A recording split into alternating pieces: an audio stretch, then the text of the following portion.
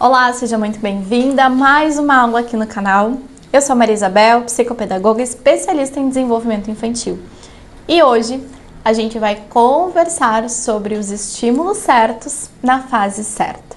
O que evitar ou o que oferecer para a nossa criança. Antes de tudo, quando a gente fala sobre estimular uma criança, muita gente logo pensa em oferecer mais atividades, mais brinquedos, mais recursos, como se o desenvolvimento fosse uma corrida, para ver quem aprende primeiro a andar, a falar, a reconhecer letras.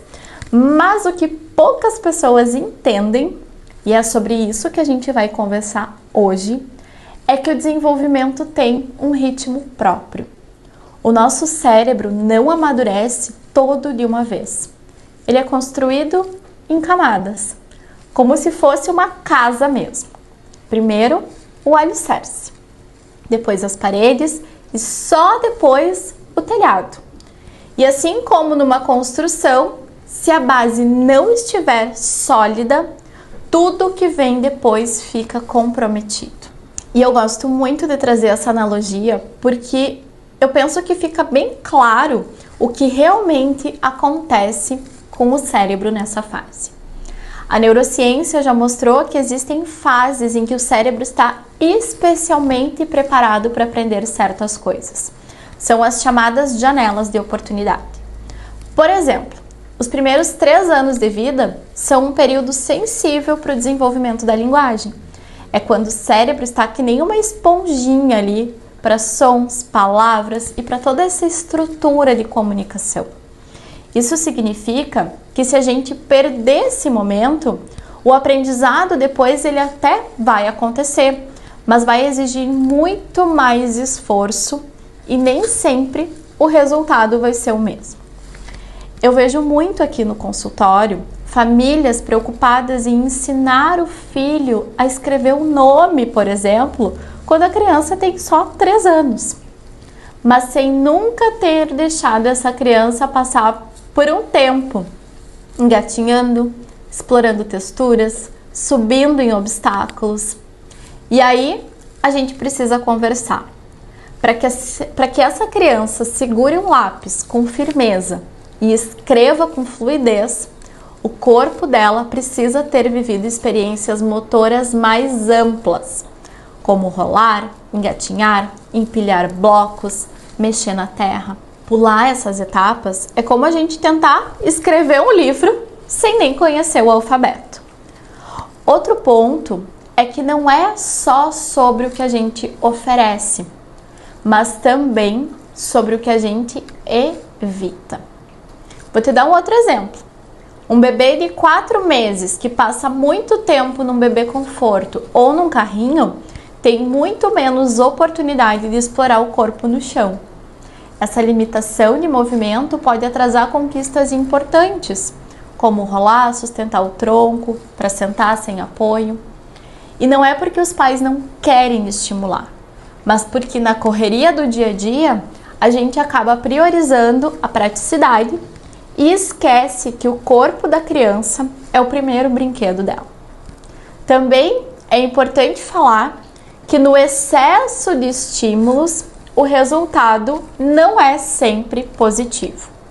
Às vezes, o que a criança precisa não é um brinquedo eletrônico que pisca, que canta. Ela precisa de um adulto, olhando nos olhos, respondendo aos balbucios, brincando de esconde-esconde com um paninho. Esses momentos simples que só parecem brincadeira são, na verdade, verdadeiros treinos para o nosso cérebro. E existe ainda uma camada mais profunda para essa conversa, que são as questões sistêmicas. Muitas vezes, o que guia as nossas escolhas como pai não é exatamente o que a criança precisa, mas sim os padrões que herdamos. Pode ser que você tenha crescido em um ambiente de muita cobrança e, sem perceber, acaba antecipando etapas com o seu filho para que ele não fique para trás.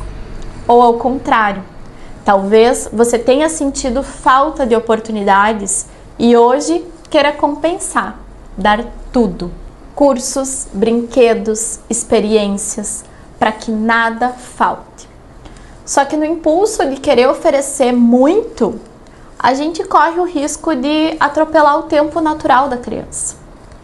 No fundo, respeitar as fases é um exercício de presença e de confiança. É olhar para o seu filho e se perguntar o que ele precisa viver agora para se fortalecer para aquilo que vai vir depois. Às vezes é o chão e não aquela cadeirinha elétrica que treme o tempo todo. É a areia e não a tela. É o seu colo e não uma brincadeira super estruturada e elaborada. Muitas vezes é só o silêncio e não o barulho. Quando a gente oferece o estímulo certo, na fase certa, a gente está plantando segurança, curiosidade, gerando autonomia. Quando a gente evita aquilo que sobrecarrega ou antecipa demais as etapas, a gente está preservando a base que vai sustentar todas aquelas aprendizagens futuras. Então, antes de se perguntar o que mais eu posso oferecer, talvez a pergunta seja: o que eu posso oferecer melhor? E lembre, o desenvolvimento infantil não é uma competição. É um processo vivo, que se constrói no dia a dia com aquelas pequenas escolhas repetidas muitas vezes. E se essa conversa fez sentido para você, se inscreve aqui no canal, ativa o sininho para acompanhar as próximas aulas e me segue também no Instagram. Lá eu compartilho muitas dicas e reflexões sobre a infância e como viver tudo isso com muito mais leveza e presença. Eu vejo você no nosso próximo vídeo. Até lá!